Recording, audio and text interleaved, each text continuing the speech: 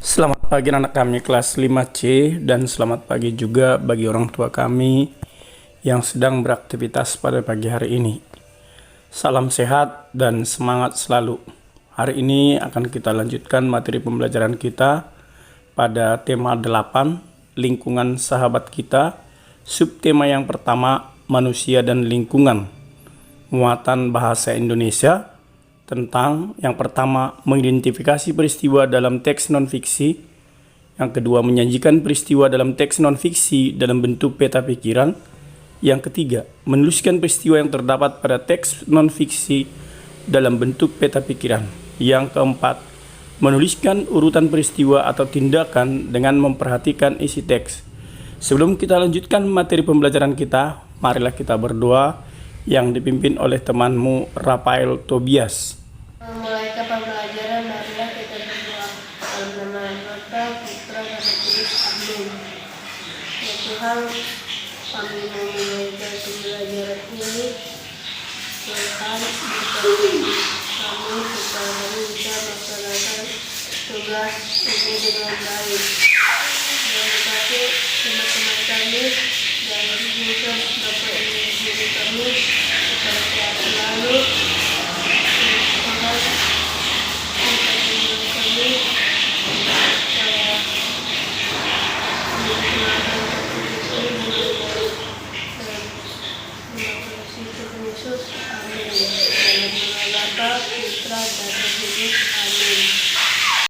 Terima kasih Tobias. Kita lanjutkan pembelajaran kita. Pembelajaran kita yang pertama, mengidentifikasi peristiwa dalam teks non-fiksi. Teks non-fiksi adalah teks yang dibuat berdasarkan fakta, realita, atau hal-hal yang terjadi dalam kehidupan sehari-hari. Contoh teks non-fiksi yaitu biografi, karya ilmiah, laporan berita, dan tulisan sejarah. Biasanya teks non-fiksi berisi informasi-informasi tentang suatu peristiwa. Kita dapat mencari dan menentukan peristiwa tersebut dengan mengidentifikasi teks. Salah satu cara mengidentifikasi teks adalah dengan membaca kemudian mencatat gagasan pokoknya. Catatan yang kita buat akan lebih mudah diingat jika disajikan dalam bentuk peta pikiran. Isi teks biasanya terdiri dari beberapa paragraf, dan di dalam paragraf ada beberapa kalimat. Isi teks akan lebih mudah diingat apabila ditulis dalam bentuk peta pikiran. Peta pikiran adalah suatu bagan yang digunakan untuk menggambarkan berbagai gagasan suatu teks. Ayo perhatikan contoh membuat peta pikiran berikut ini. Bacalah teks berikut ini. Manfaat air. Air merupakan salah satu sumber daya alam yang memiliki banyak manfaat bagi makhluk hidup. Semua makhluk hidup di bumi membutuhkan air untuk kelangsungan hidupnya. Bagi manusia, air dapat dimanfaatkan secara langsung maupun secara tidak langsung. Secara langsung, air dimanfaatkan untuk minum, mandi, memasak, mencuci, membersihkan lantai, menyiram tanaman, dan masih banyak lagi. Manfaat air secara tidak langsung dapat kamu jumpai pada PLTA. Aliran air dimanfaatkan untuk menghasilkan listrik pada pembangkit listrik tenaga air. Misalnya PLTA Jatiluhur. Selain manusia, hewan dan tumbuhan juga memanfaatkan air. Bagi hewan, air bermanfaat untuk minum, mendinginkan dan membersihkan tubuh, serta sebagai tempat hidup bagi hewan air. Sementara itu, bagi tanaman, air membantu tumbuhan dalam proses fotosintesis. Air memiliki banyak manfaat bagi kelangsungan hidup makhluk hidup. Oleh sebab itu, kita harus senantiasa menjaga kebersihan air. Air yang bersih memiliki ciri-ciri antara lain: tidak berwarna atau bening, tidak berbau, tidak berasa, dan tidak mengandung zat berbahaya. Jika kebersihan air terjaga, maka manfaat air dapat dirasakan oleh seluruh makhluk hidup. Jika teks di atas kita sajikan dalam bentuk peta pikiran, maka judul besarnya adalah manfaat air. Kemudian pada paragraf pertama, manfaat air bagi manusia untuk minum, mandi, memasak, mencuci, membersihkan lantai, menyiram tanaman, dan menghasilkan listrik pada PLTA. Sedangkan pada paragraf kedua, hewan memanfaatkan air untuk minum, mendinginkan dan membersihkan tubuhnya, dan sebagai tempat tinggal bagi hewan air.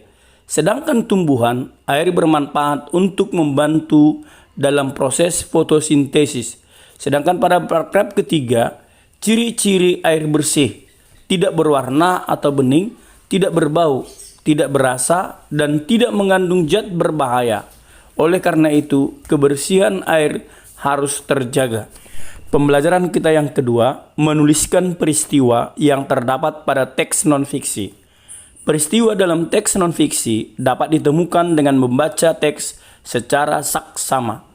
Urutan peristiwa dalam teks dapat diketahui dengan cara membaca teks secara berurutan dari awal hingga akhir teks.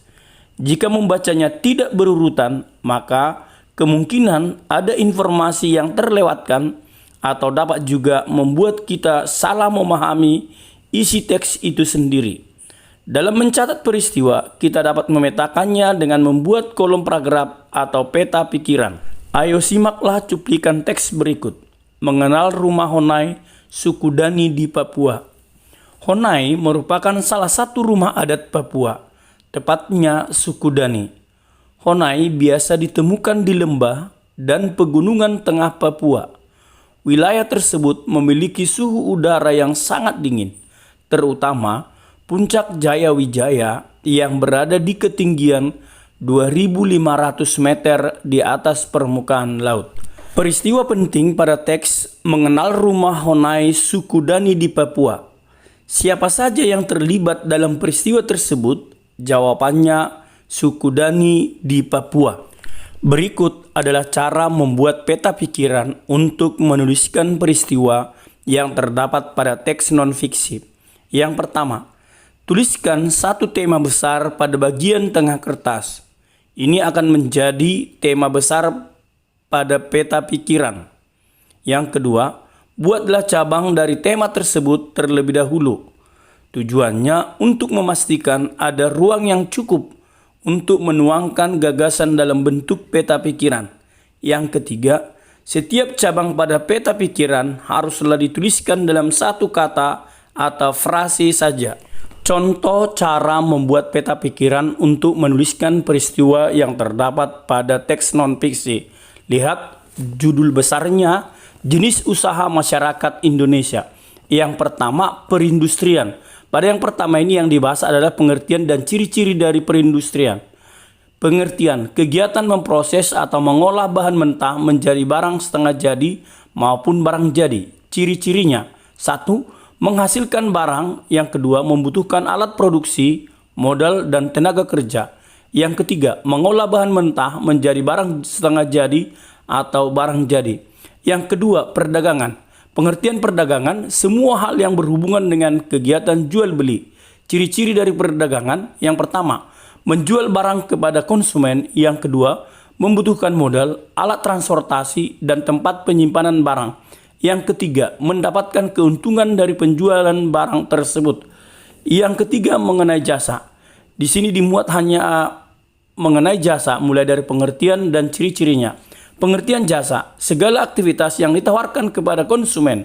Ciri-ciri jasa: 1. Menghasilkan pelayanan kepada konsumen. 2. Membutuhkan keahlian khusus sesuai jasa yang ditawarkan. Pembelajaran kita berikutnya menceritakan kembali peristiwa yang terdapat pada teks non-fiksi. Langkah-langkah mengidentifikasi peristiwa penting dari sebuah teks adalah sebagai berikut. 1. Carilah teks yang berkaitan dengan peristiwa yang ingin diketahui. 2. Bacalah teks tersebut dengan teliti dari awal hingga akhir teks. 3. Dalam proses membaca, cermatilah pokok-pokok informasi yang dapat menjelaskan peristiwa dalam teks. 4. Catatlah informasi tersebut dalam bentuk poin-poin, peta pikiran, atau diagram alir. Yang kelima, tuliskanlah peristiwa-peristiwa yang telah kamu temukan dengan bahasamu sendiri sesuai dengan urutan dalam teks. Ayo perhatikan contoh menuliskan peristiwa penting yang terdapat pada teks tahapan siklus air. Mengapa peristiwa tersebut selalu terjadi secara terus-menerus? Karena siklus air memegang peran penting bagi kelangsungan hidup organisme di bumi. Mengapa peristiwa tersebut dapat terjadi? Peristiwa siklus air terjadi karena adanya panas matahari, sehingga terjadi penguapan air. Apa saja tahapan yang terjadi pada peristiwa siklus air tersebut? Tahapan peristiwa siklus air yaitu evaporasi atau penguapan, yaitu proses perubahan wujud cair menjadi wujud gas. Yang kedua, kondensasi atau pengembunan. Dan yang ketiga, presipitasi atau titik-titik air yang jatuh ke permukaan bumi yang lebih kita kenal dengan air hujan. Pembelajaran kita berikutnya mendiskusikan peristiwa yang terdapat pada teks non-fiksi. Yang pertama, teks non-fiksi memiliki beragam jenis seperti artikel, tajuk, rencana, opini, biografi, reportase, pidato, dan iklan. Teks non-fiksi berisi informasi faktual atau kenyataan atau berdasarkan hasil pengamatan pengarangnya. Demikianlah pembelajaran kita pada pagi hari ini. Untuk memantapkan pengetahuanmu, kerjakanlah tugas pembelajaran berikut, yaitu dari yang pertama, dari Bupena 5D halaman 9 dan 10 nomor 1. Yang kedua, Bupena halaman 29 muatan bahasa Indonesia nomor 2, 3, 4, dan 5. Demikianlah pembelajaran kita pada pagi hari ini, dengan harapan anak kami semua mengerjakan tugas pembelajarannya dan mengirimnya kepada Bapak.